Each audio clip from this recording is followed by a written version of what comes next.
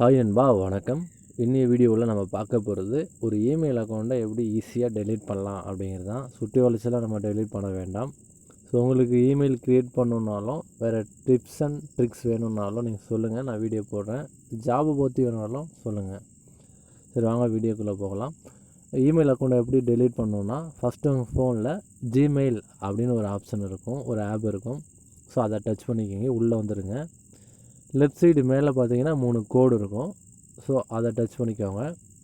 கீழே ஸ்க்ரோல் பண்ணிகிட்டே வந்தீங்கன்னாக்க செட்டிங்ஸ்னு ஒரு ஆப்ஷன் இருக்கும். ஸோ அதை டச் பண்ணி உள்ளே வந்துக்குங்க.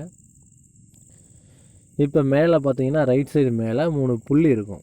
ஸோ அதை டச் பண்ணி மேனேஜ் அக்கௌண்ட்ஸ் அப்படின்னு இருக்கும். ஸோ அதை டச் பண்ணிக்கோங்க.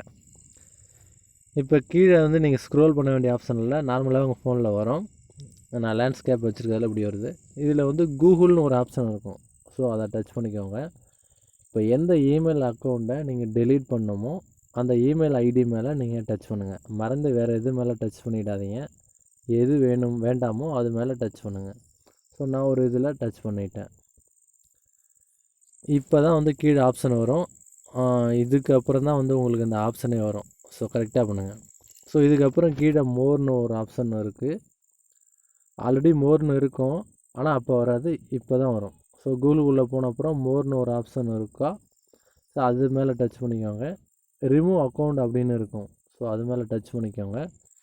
இப்போ removing this account will delete all of its messages, contacts and other data.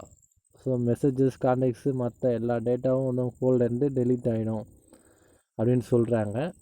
So இந்த இமெயில் ஐடியில் உள்ள எல்லாமே டெலீட் ஆகிடும்.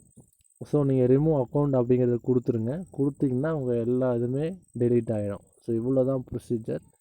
ஸோ வீடியோ பிடிச்சா லைக் பண்ணுங்கள், ஷேர் பண்ணுங்கள். அடுத்த வீடியோவில் சந்திக்கலாம். நன்றி.